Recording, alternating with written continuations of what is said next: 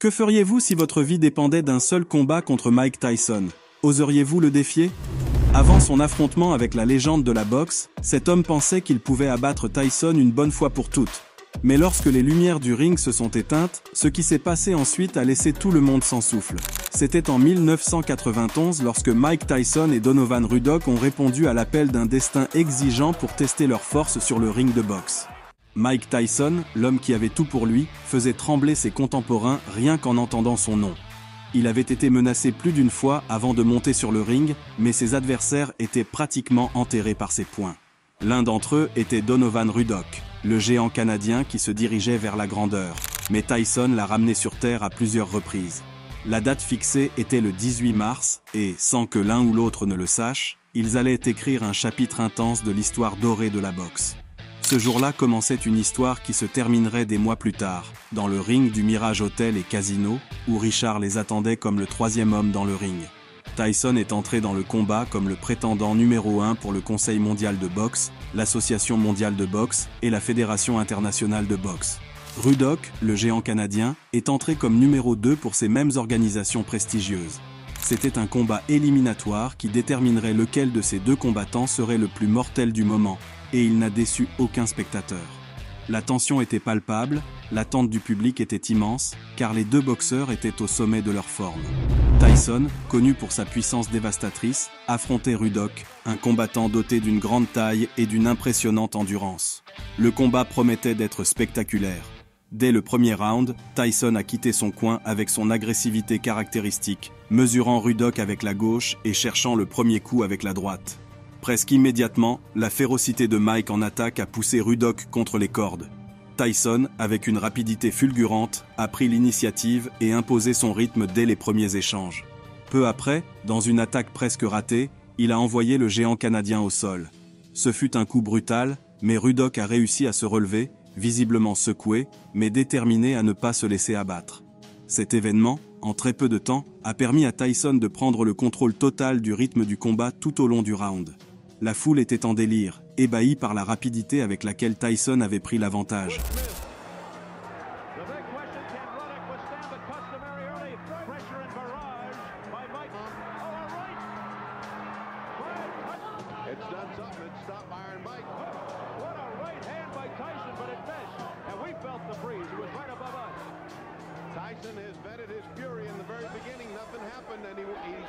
Ruddock a tenté plusieurs attaques contre Tyson, mais la garde de Iron Mike était aussi solide qu'un mur de béton.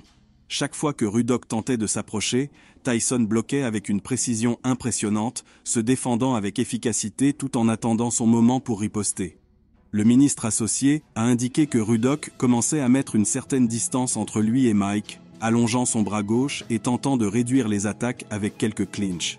Toutefois, Tyson ne lui laissait que peu d'espace pour respirer, et chaque tentative de Ruddock pour trouver une ouverture se soldait par une contre-attaque rapide de la part de l'ancien champion. Mais de temps en temps, Tyson plaçait un bon coup, rappelant à tout le monde pourquoi il était la véritable machine à KO, sa puissance et sa technique inégalée.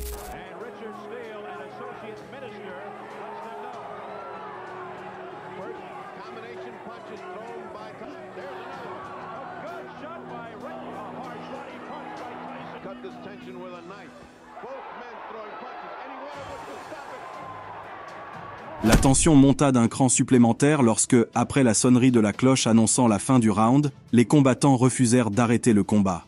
Tyson continuait à frapper sans relâche, ne s'arrêtant pas malgré l'ordre de la cloche.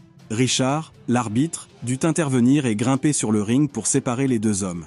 Ce qui se profilait alors n'avait rien d'habituel, on sentait que l'histoire allait s'écrire ce soir-là, avec des événements qui marqueraient à jamais les esprits. Au début du deuxième round, alors que Ruddock quittait son coin, Tyson l'attendait déjà, prêt à l'attaquer comme un prédateur qui se prépare à fondre sur sa proie. Dès que la cloche retentit, il s'élança sur lui avec une telle détermination qu'il annihila immédiatement toute tentative d'initiative de la part du géant canadien. Quelques secondes à peine après le début de l'assaut, un crochet du gauche d'une puissance phénoménale envoya Ruddock au tapis. Il se releva aussitôt, abasourdi par la brutalité de ce coup. Mais il n'y avait pas de mystère. Il venait de devenir la victime de la puissance dévastatrice d'une légende vivante, Iron Mike Tyson.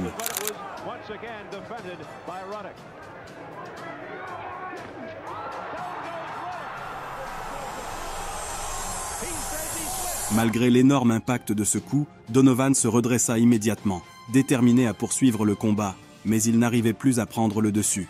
Chaque tentative de reprendre l'initiative se heurtait à l'implacable domination de Mike Tyson. Les attaques de Ruddock devenaient de plus en plus faibles et inefficaces, et l'unique stratégie qui lui restait était de tenter de s'accrocher à Tyson pour éviter d'être complètement submergé. Cependant, chaque fois qu'il parvenait à prendre un peu de distance, Tyson lançait un coup brutal qui rappelait à tous pourquoi il était considéré comme le prétendant numéro 1 des poids lourds. Au troisième round, Ruddock, dans un ultime effort pour retourner la situation, commença à ouvrir sa garde, espérant surprendre Tyson avec des combinaisons offensives audacieuses. Mais ce changement de stratégie se révéla fatal. Il laissa une ouverture que Tyson ne tarda pas à exploiter.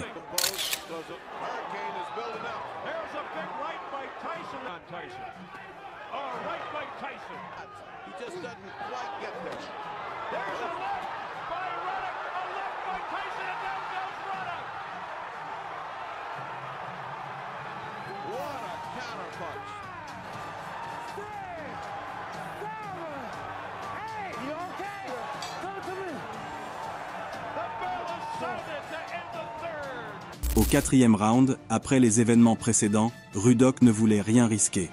Il a continué à essayer de prendre de la distance avec Tyson, reculant chaque fois qu'il avançait, jusqu'à ce qu'il n'y ait plus que les cordes derrière lui. Il créait des clinches pour gagner du temps et réduire la liberté de Mike de l'attaquer. De temps en temps, il lançait un ou deux coups qui ne semblaient mener nulle part. Tyson avait retrouvé son souffle, cherchant une deuxième respiration et cherchant le coup au corps, qui résonnait comme un tambour. La foule gémissait à chaque attaque implacable de Tyson.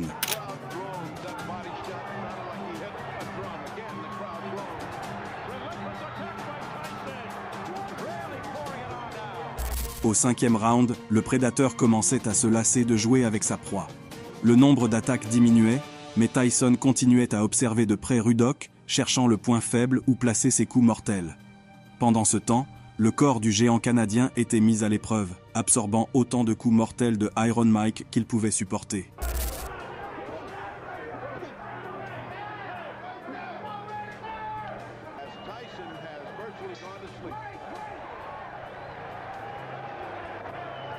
Le sixième round commença sous un signe clair. Ruddock recula vers les cordes dès les premiers instants.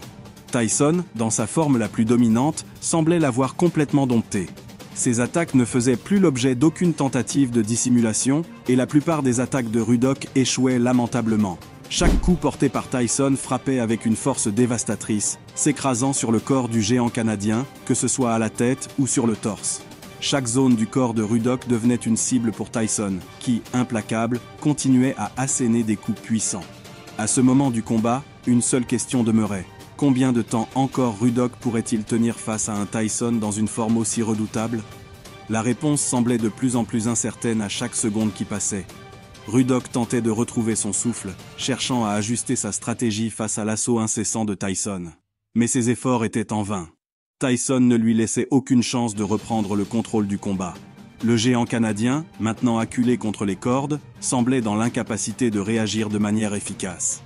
Chaque tentative de s'échapper de la pression que Tyson exerçait était rapidement avortée. Dans cet enchaînement de coups, Tyson semblait être dans son élément. Il jouait avec son adversaire, le poussant lentement mais sûrement vers un piège dont il ne pourrait plus sortir. À chaque mouvement, Tyson imposait sa volonté, rendant l'idée même d'une riposte de Ruddock de plus en plus improbable. Le champion semblait en parfaite maîtrise de la situation. Au septième round, la réponse à la question de la résistance de Ruddock commença à se dessiner. Tyson, après avoir dominé la première moitié de l'épisode, montra une ouverture. Ruddock, dans un dernier espoir, pensa qu'il pourrait contre-attaquer. Il baissa sa garde, cherchant à surprendre Tyson en se plaçant au centre du ring pour tenter sa chance. Cependant, ce changement de posture se retourna contre lui.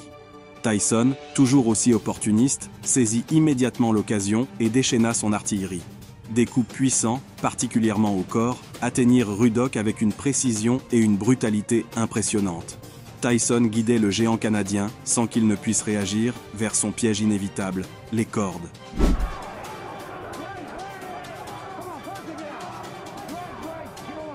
Une fois piégé contre les cordes, Ruddock n'avait plus aucune chance d'échapper à l'étreinte de Tyson. Le but était clair, mettre fin au combat de manière décisive. Tyson, implacable, exécuta une dernière combinaison de coups dévastateurs, qui firent vaciller la tête de Ruddock. Le géant canadien était hors de combat, incapable de résister aux assauts brutaux de son adversaire. L'arbitre, Richard, intervint rapidement pour stopper le combat, déclarant Tyson vainqueur par KO technique à 2 minutes et 22 secondes du 7e round.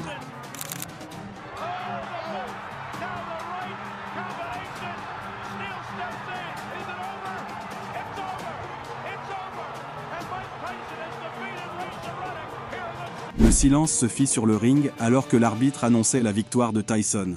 Ce combat, marqué par une domination totale, venait de trouver son issue. Mais au-delà de la victoire éclatante, une question restait. Donovan Ruddock avait-il réellement ce qu'il fallait pour battre Mike Tyson? Sa promesse d'antan de détruire Tyson s'était-elle avérée être une simple bravade, ou croyait-il vraiment qu'il avait ce qu'il fallait pour renverser la légende du boxe? Cette défaite brutale remettait en cause toute sa confiance en lui. Avait-il sous-estimé l'invincibilité de Tyson, ou pensait-il réellement pouvoir réaliser l'impossible? Si tu es arrivé jusqu'ici, un grand merci d'être resté jusqu'à la fin. Ton temps est précieux et cela signifie beaucoup pour moi. Qu'as-tu pensé de l'histoire? T'a-t-elle tenu en haleine, ou y a-t-il quelque chose qui t'a plus surpris que tu ne t'y attendais? N'oublie pas que la meilleure manière de me soutenir et de me motiver à continuer à créer du contenu est de laisser un « j'aime » sur la vidéo. Maintenant, je veux connaître ton avis. Crois-tu que Ruddock avait vraiment ce qu'il fallait pour battre Mike Tyson, comme il l'avait promis à l'époque, ou était-il simplement un grand bavard qui a sous-estimé le pouvoir d'une légende de la boxe? S'est-il précipité dans ses paroles, ou pensait-il réellement pouvoir y parvenir? N'hésite pas à partager tes pensées dans les commentaires, je lirai tout avec grand intérêt.